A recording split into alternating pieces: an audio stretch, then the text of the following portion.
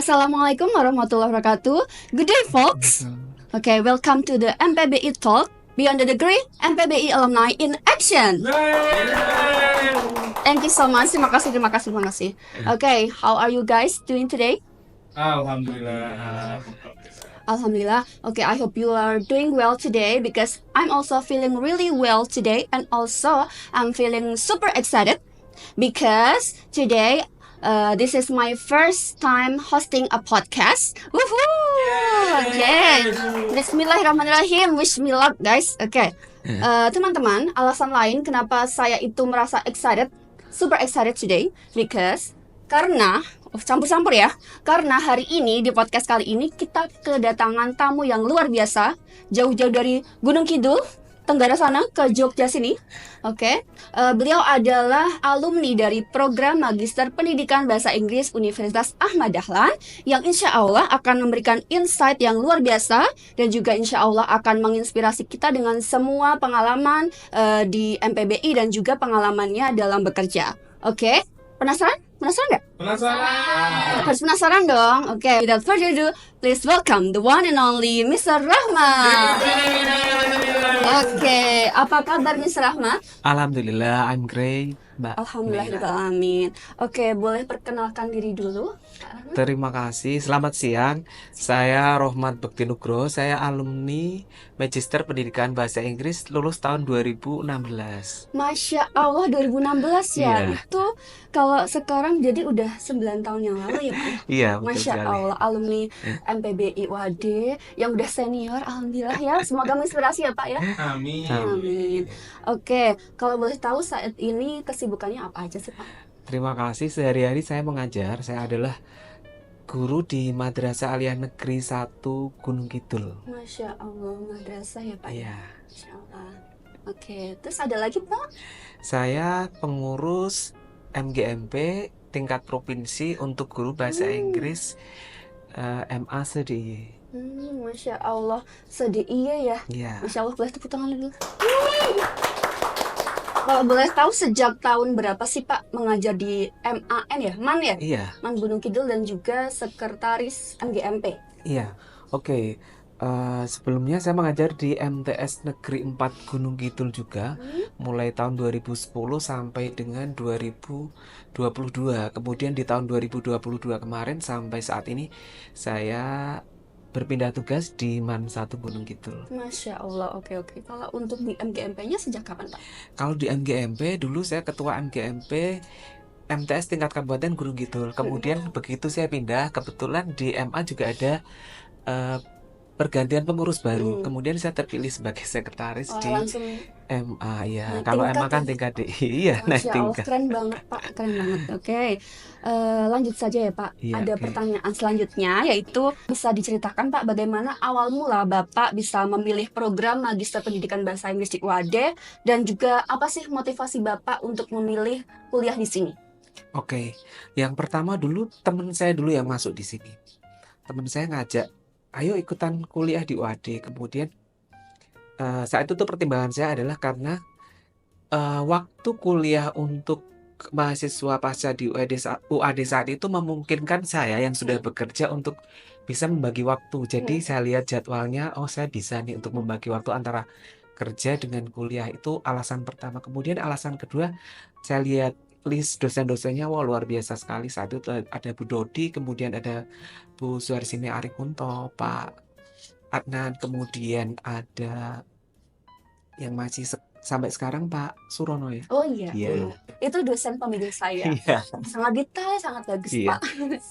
Oke, kalau untuk S1-nya boleh tahu Pak? S1-nya saya di UNY, di Universitas Negeri Yogyakarta. Jurusan pendidikan bahasa Inggris Iya, juga ya? sama pendidikan bahasa Inggris juga. Jadi linear ya Pak ya? Iya. Oke, keren. Oke.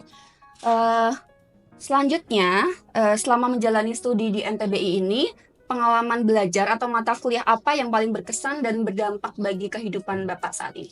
Iya, kuliahnya sangat berkesan sekali ya, karena Bu Dodi saat itu kan ke prodi kami, itu beliau juga mengajar di Universitas Utara Malaysia atau UM.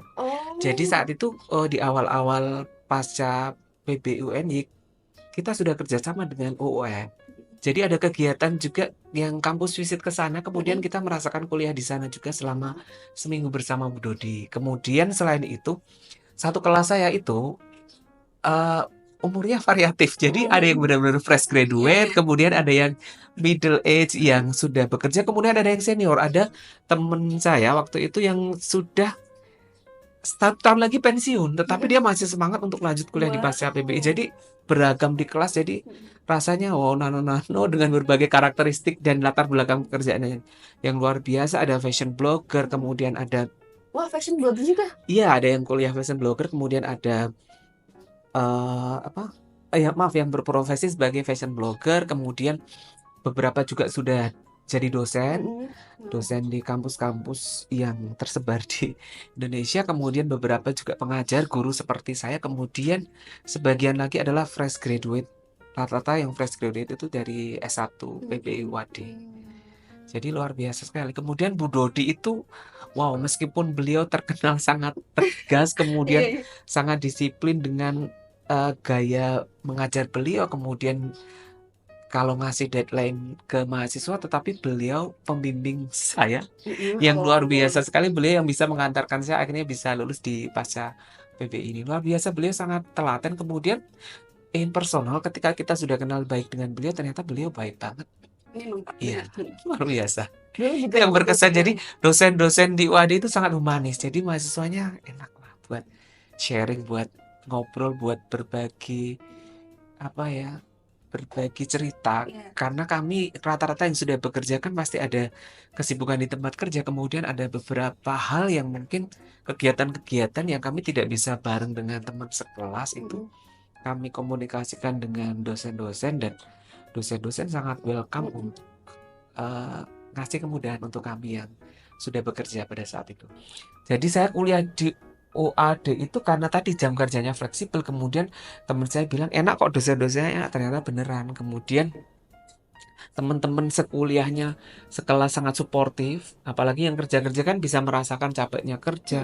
Ketika ada tugas saling berbagi, nggak individualis, nggak gue nggak mau nih tugas gue. Sampai sekarang kayak gitu kok Pak. Iya kan enak gitu. Nah setelah lulus itu S2 kan kesempatan terbuka lebar. Jenjang karir secara kepangkatan naik, kemudian kesempatan-kesempatan di Kemenak itu kan persyaratan minimum untuk bisa tembus kegiatan-kegiatan nasional kan minimal S2. Kemudian saya sudah dapat S2 di 2016 itu kan bisa, saya yang suka coba-coba ini, pokoknya apapun dicoba, kan harus dapat ya udah, banyak kesempatan bisa dapat. Guru berprestasi juga, meskipun tingkat provinsi belum sampai tingkat nasional. Udah alhamdulillah banget itu Pak. Oke, boleh tepuk tangan dulu untuk dosen-dosen kita. Masya Allah, barakallah dosen-dosen MPB UAD ya. Oke, kalau untuk mata kuliahnya Pak? Ya mata kuliahnya yang semua mata kuliah itu sangat berkesan menurut saya dengan karakteristik dosen masing-masing. Kemudian Bu Suarsini Arikunto waktu itu, meskipun beliau bukan dosen asli dari UAD, tapi beliau sangat totalitas mengajar di kampus ini. Kemudian beliau memberikan insight yang luar biasa. Kita itu tidak mungkin sama Allah cuma diberikan satu kelebihan saja, pasti ada kelebihan yang lain. Seperti saya waktu itu Bu Suharjini menceritakan, saya ini dosen tetapi ternyata di sisi lain saya bisa menulis. Dan ketertarikan saya menulis adalah di bidang penelitian. Makanya beliau bisa jadi salah satu orang dengan buku penelitian paling banyak, dan buku-bukunya dijadikan rujukan untuk penelitian-penelitian mahasiswa, terutama yang mau nyusun skripsi ataupun tesis. Jadi beliau memberikan semangat untuk mahasiswanya, ayo Bapak Ibu yang sudah bekerja di tempat kerja masing-masing, silahkan digali potensinya. Tidak hanya mengajar saja, pasti Bapak Ibu punya kemampuan yang lain selain mengajar. Kemudian yang masih fresh graduate, silahkan dikembangkan talent-talentnya, kemudian kemampuan yang lain, sehingga tidak hanya fokus di satu sisi saja. Kita punya bisa mengembangkan sayap kemana-mana. Kemudian ya Pak Surono salah satu dosen yang sangat detail. Beliau rajin sekali masuk di kelas, kemudian penjelasannya juga detail, mengajarnya enak. Kemudian ketika jadi pembimbing pun teman-teman saya yang bimbingan dengan Pak Surono juga merasakan mau puas dan tuntas begitu. Seperti itu. Jadi Bapak itu minat dan bakatnya itu menulis, tapi menulis penelitian gitu ya Pak? Iya, menulis banyak kan. Saya sebenarnya tertariknya di bidang sastra. Oh. Iya, menulisnya sebagian besar di bidang sastra, kemudian di bidang apa itu? Fiksi, bukan menulis yang karya-karya ilmiah, tetapi menulis Iya. seperti cerpen, puisi dan sebagainya Masya di Allah. dalam berbahasa Indonesia.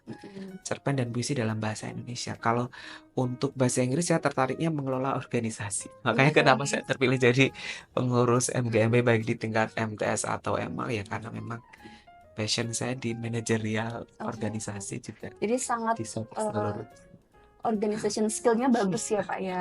Alhamdulillah. Oke, selanjutnya ya Pak. Bagaimana Bapak melihat relevansi ilmu dan pengalaman yang diperoleh selama di MPBI ini terhadap pekerjaan Bapak saat ini, khususnya sebagai guru dan juga fasilitator di berbagai program pendidikan? Baik, kuliah itu kan tidak hanya sekedar mencari gelar. Bagi saya, kuliah itu menjalin relasi, kemudian mengembangkan pola berpikir kita, kemudian bagaimana kita berpikir secara ilmiah, secara sistematis, dan ketika ada hal atau masalah yang harus diselesaikan, orang yang mengenyam bangku kuliah itu tahu tahapan-tahapan bagaimana menyelesaikan masalah, problem solvingnya jalan. Jadi tidak hanya sekedar, saya sampaikan, tidak hanya sekedar mencari gelar, tetapi bagaimana menumbuhkan sikap cara berpikir kita untuk semakin kritis, kemudian cara penyelesaian masalah di dunia kerja, di mengajar sehari-hari. Jadi sangat relevan diskusi yang ada setiap hari di bangku kuliah, baik itu presentasi kelompok, presentasi individu, debat, saling mempertahankan pendapat, itu kan bisa di-share, dibawa ke dalam ruang kelas. Ketika saya mengajar menjadi guru, bagaimana mengelola kelas yang baik saat kuliah, itu dibawa bagaimana saya mengelola kelas yang baik saat saya mengajar. Kemudian bagaimana dosen saya bersikap di kelas yang baik-baik, tentu saja akan saya tularkan, saya implementasikan bagaimana saya menjalin hubungan dengan murid-murid saya. Jadi semua yang didapatkan dari MPBI itu bisa diterapkan ya Pak di kehidupan pekerja. Oke, Masya Allah. Kalau dulu itu Bapak termasuk mahasiswa yang aktif nggak sih Pak? Iya. Lu kelihatannya iya ya? Nggak begitu sih, karena yang fresh graduate itu yang aktif-aktif. Kemudian sekarang teman-teman angkatan saya itu sudah sebagian ada yang jadi dekan, kemudian dosen-dosen di kampus besar yang sudah menyebar di seluruh Indonesia. Kemudian juga kalau yang guru karirnya juga sudah bagus-bagus, ada yang sudah jadi kepala sekolah. Ya, termasuk Bapak, iya kan? Alhamdulillah. Ya, Oke, seperti itu, Mbak. Baik Pak. Selanjutnya, Bapak kan juga aktif sebagai fasilitator IKM P5RA, Sekolah Ramah Anak SRA dan BRUS. Iya. Oke.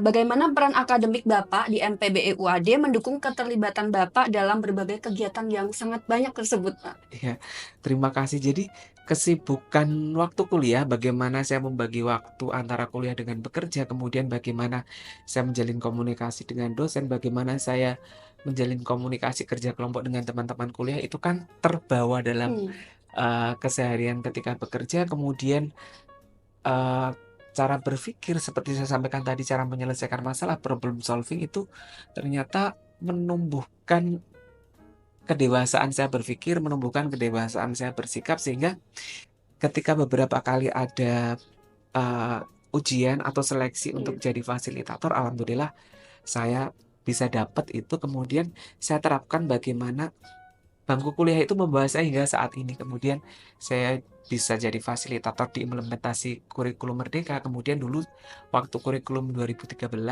itu juga saya kan sedang masa perkuliahan di sini, saya juga jadi fasilitator untuk pengembangan implementasi kurikulum 2013.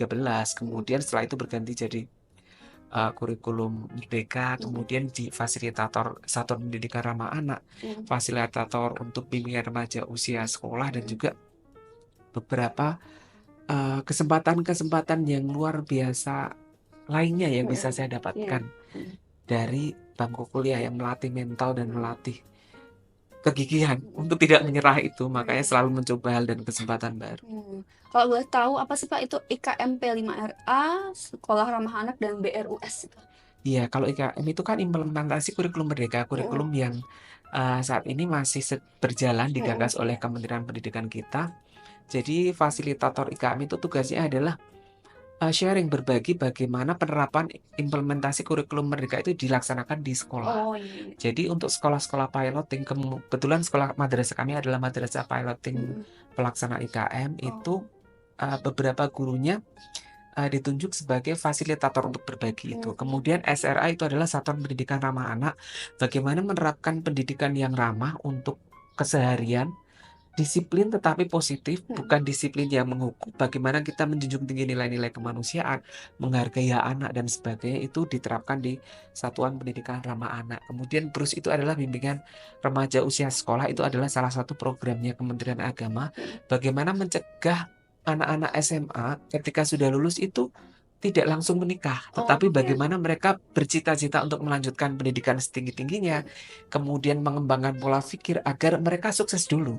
Kalau sukses, maka tidak buru-buru menikah sebelum waktunya. Menikah pasca SMA itu kan masih rentan sekali baik secara kesehatan. Makanya kan salah satu tujuannya kan mencegah stunting, karena salah satu penyebab stunting itu adalah ibu atau calon ibu yang belum siap, baik secara fisik, secara kesehatan maupun secara mental. Sehingga selama kehamilan itu kan dia belum siap menjalani kehamilan, sehingga ketika anaknya lahir, anaknya jadi, mohon maaf, ini untuk balita yang stunting. Maka dari itu kan ada terus bagaimana kita menanamkan pendidikan dan penanaman karakter. Oke, kita sukses dulu, oke kita berkembang dulu, oke kita jadi keren dulu, baru nanti kalau sudah siap kita nikah. Jadi tidak buru-buru nikah, kayak gitu sih.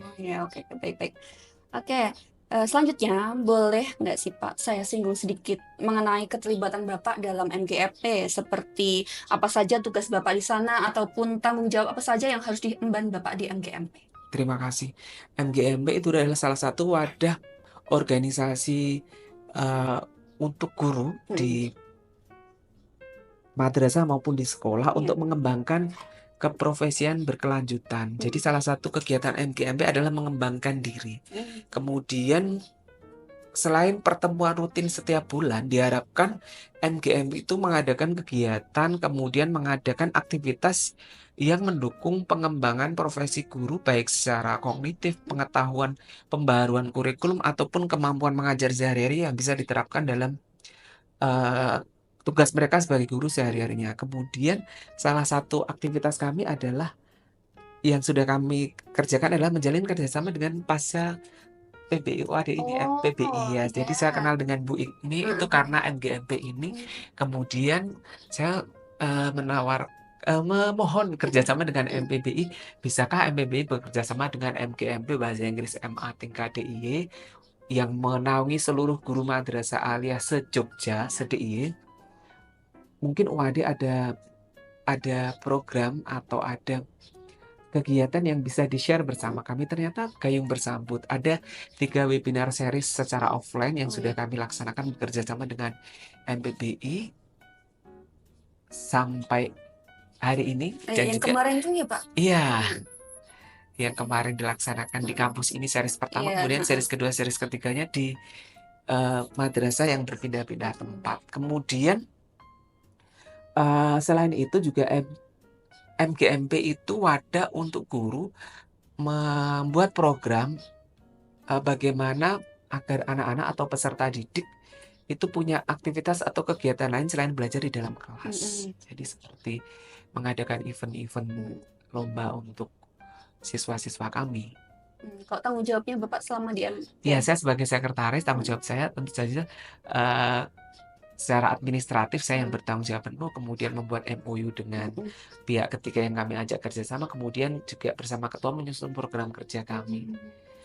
selama 3 tahun ke depan. Oke, jadi adanya MGMP itu nggak cuma guru itu mengajar di kelas, tapi juga mengembangkan diri, mengembangkan Iya, potensi, dan juga apa ya, berbagi ilmu atau sharing experiences antar guru gitu ya, iya Pak? betul sekali. Jadi MGMP itu adalah wadah untuk guru saling ketemu, mereka sharing, kemudian berbagi pengalaman, kemudian menimba ilmu bareng-bareng, belajar bareng di Mm-mm. UAD seperti Iya. yang kami lakukan, dan Oh, juga hal-hal positif lain yang bisa kami kembangkan Masya sehari-hari. Allah. Sebagai alumni yang berkarir di dunia madrasah, menurut Bapak nih, apa tantangan utama dalam mengintegrasikan teori pendidikan dengan praktiknya di lapangan?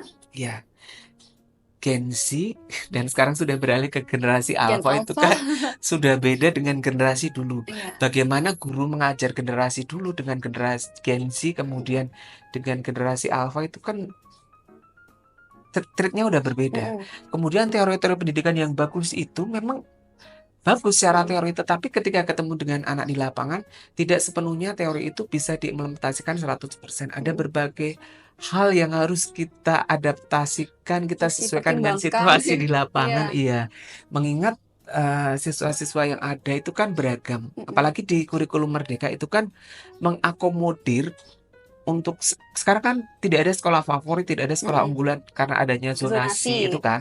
Jadi dulu yang sekolah favorit itu sekarang siapapun eh, peserta didik yang ada masuk zona itu kan bisa masuk ke Mm-mm. sekolah itu. Jadi sekarang guru-guru yang dihadapi di kelas itu siswanya beragam, Mm-mm. tidak melulu anak-anak hebat, tidak melulu anak-anak yang secara akademik kemampuannya bagus, tidak hanya fast learner saja, tapi kita juga ketemu slow learner, kemudian anak-anak istimewa, anak-anak yang mungkin punya keistimewaan dalam Iya. tanda kutip. Nah itu eh, praktek di kesehariannya yang menurut kami tantangan luar biasa Jadi harus bagi para disesuaikan. guru. Iya, Oh, seperti iya. itu. Baik.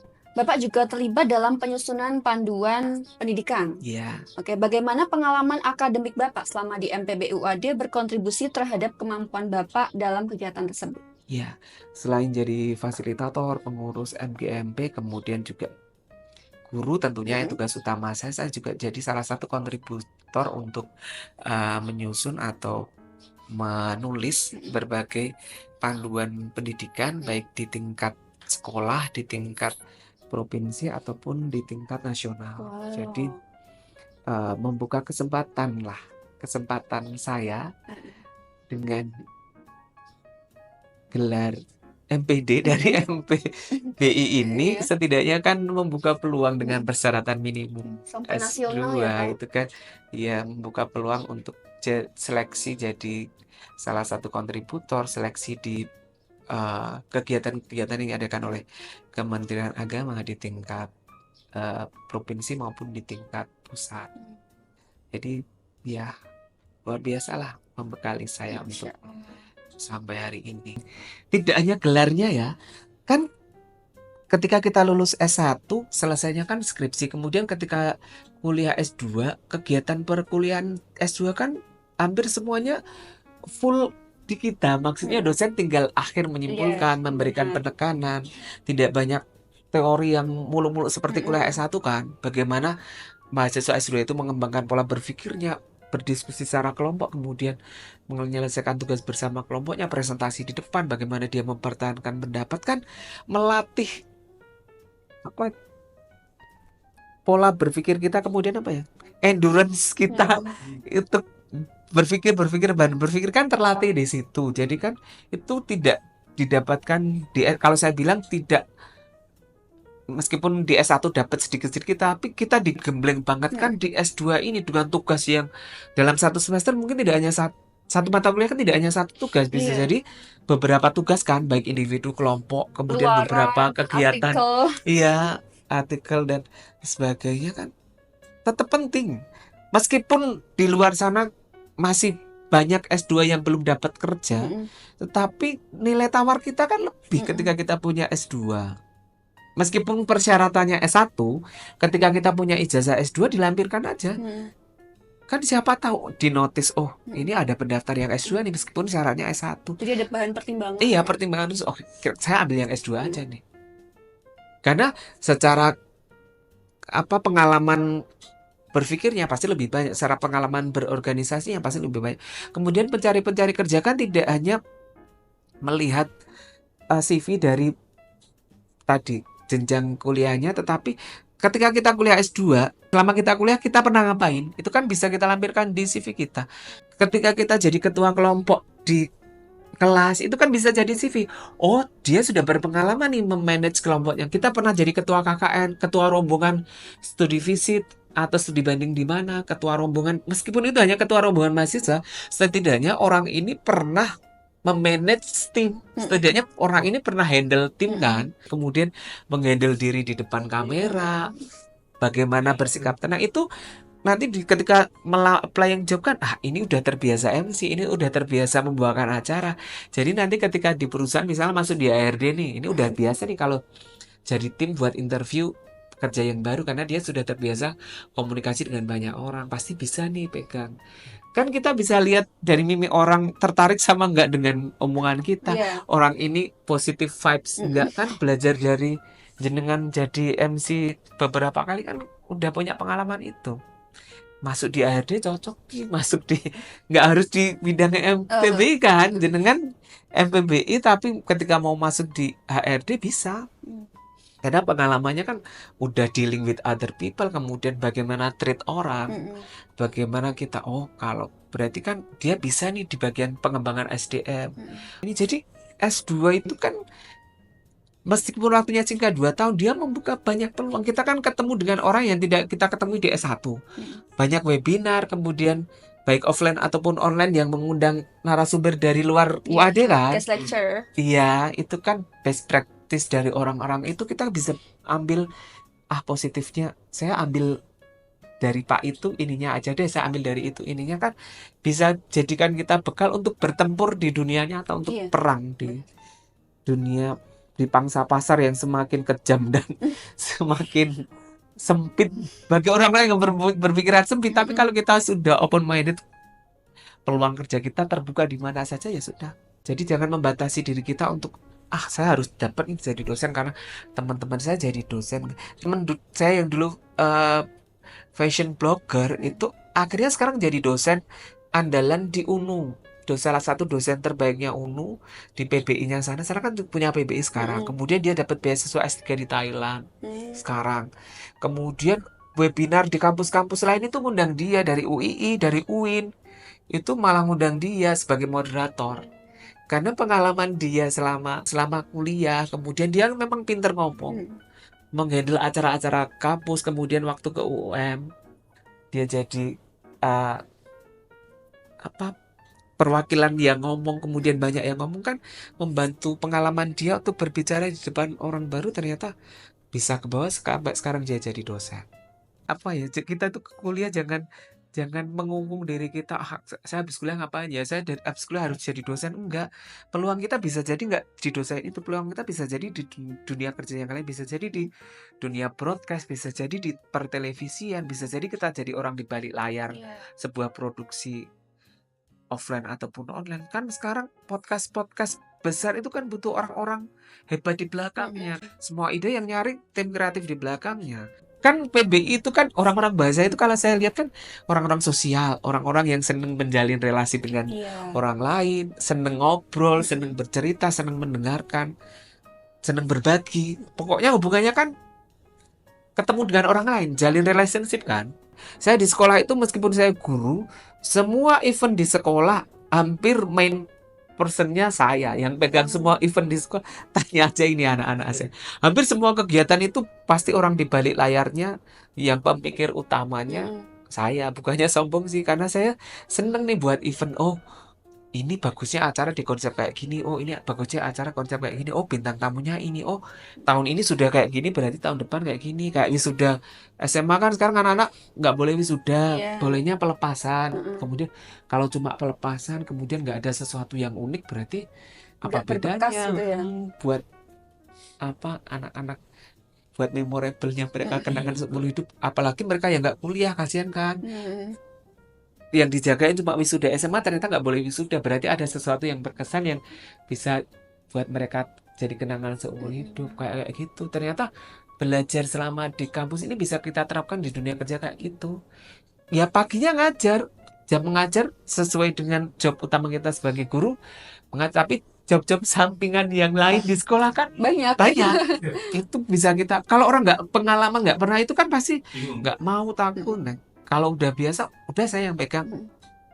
Coba dihandle acara ini, oke siap.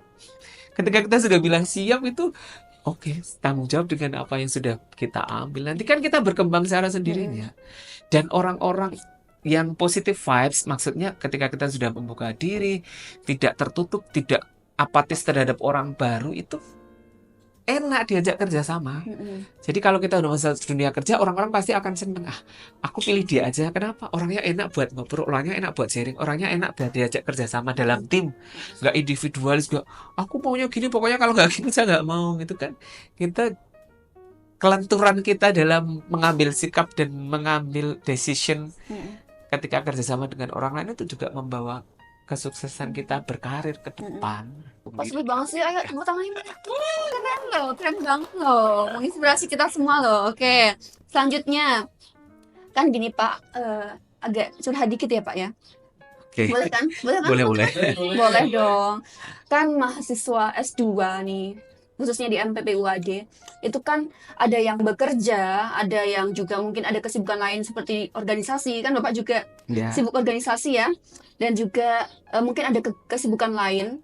Itu di sambil kuliah pasti banyak tantangan, apalagi harus memanage waktunya, ya kan? Ya nggak teman-teman? Betul. Iya. Betul banget. Apalagi kayak saya ini kan semester Sibuk akhir, banget ya.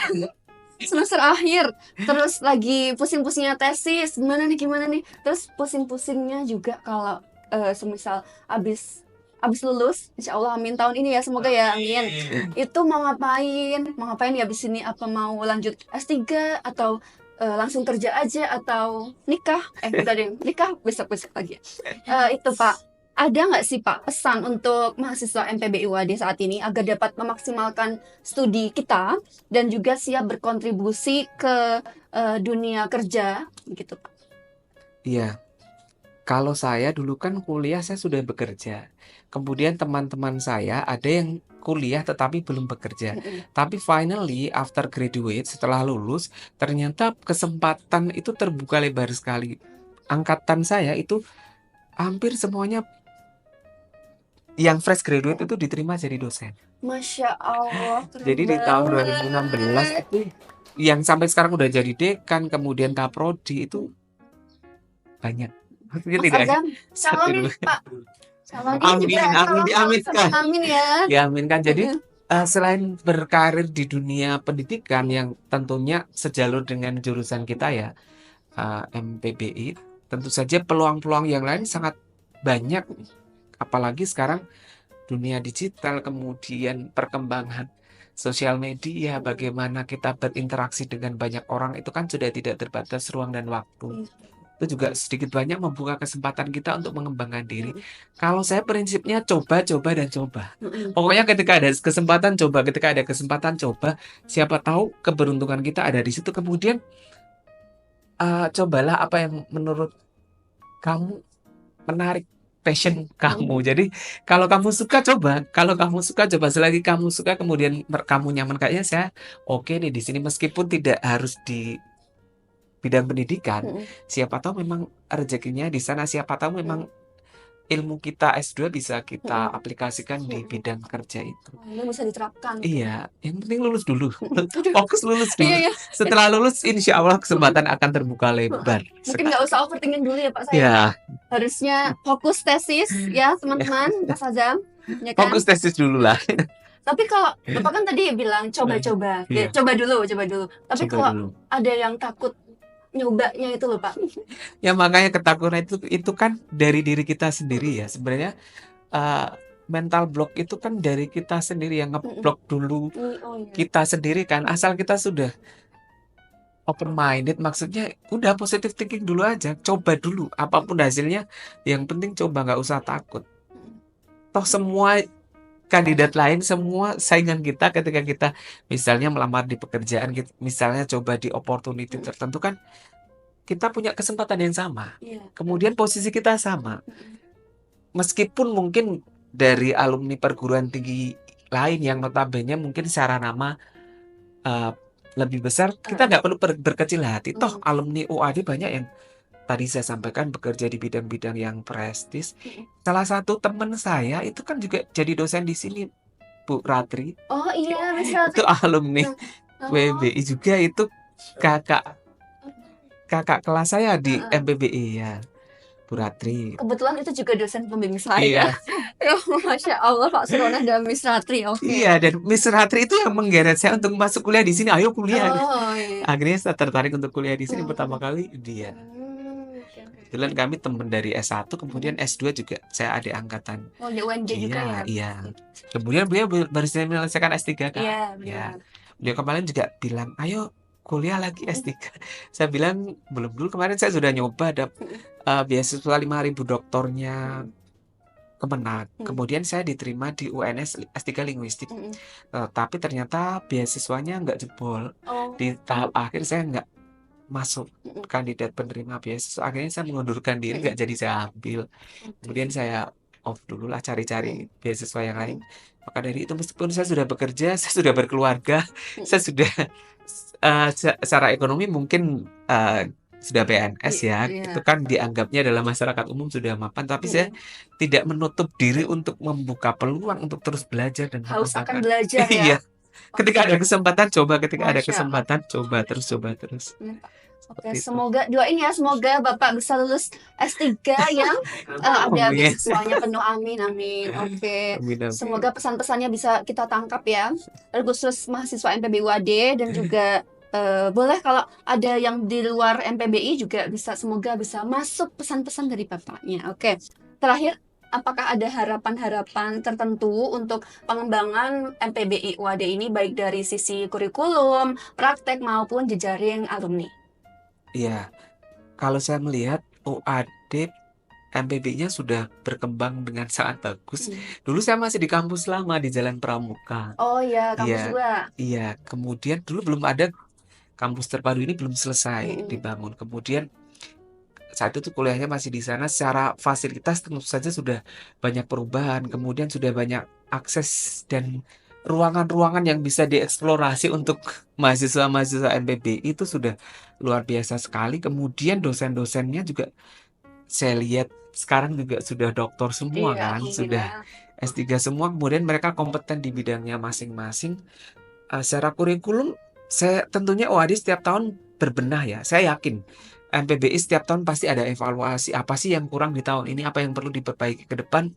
Pasti Bu Ikmi bersama tim sudah luar biasa bagaimana mengembangkan MPBI ini agar lebih bagus setiap harinya. Itu sudah saya acungi jempol sih, luar biasa. Kemudian jejaringnya juga hari ini kan salah satu juga pemanfaatan jejaring alumni yang sudah coba dilakukan oleh MPBI. Terima kasih kesempatannya, saya bisa hadir kembali di kampus tercinta ini untuk berbagi. Kemudian silahkan teman-teman yang masih duduk di MPBI kembangkan diri seluas-luasnya, apapun kesempatan yang dimiliki silahkan terjun, coba. Setidaknya dengan teman-teman terlibat baik di dalam kampus maupun di luar, itu kan membawa nama besar kampus makin melebar, di mana teman-teman mencoba tantangan-tantangan baru itu untuk membuat MPBI semakin dikenal masyarakat luas dengan kualitas-kualitas alumninya yang sangat luar biasa. Gitu. Oke, semoga MPBI UAD ini semakin maju, semakin jaya, akreditasinya semakin meningkat, terus banyak yang minat untuk kuliah di MPBI UAD ya Pak ya. Amin. Oke. Nah, terima kasih banyak Bapak atas waktunya, atas insight, experiences-nya yang sudah di-share kepada kita semua. Semoga bisa menginspirasi kita, memotivasi kita untuk semakin maju, semakin aktif dalam berkuliah, terus fokus dalam belajar, dan juga menghasilkan hasil yang terbaik saat lulus. Amin. Dan juga bisa diimplementasikan saat bekerja di dunia nyata. Amin. Oke. Semoga ilmunya membawa keberkahan baik dunia dan akhirat. Well, I think that's all, folks. Saya Melia pamit undur diri. Thank you for watching and also we'll see you in the next episode. Okay? Wassalamualaikum warahmatullahi wabarakatuh. See you. Waalaikumsalam.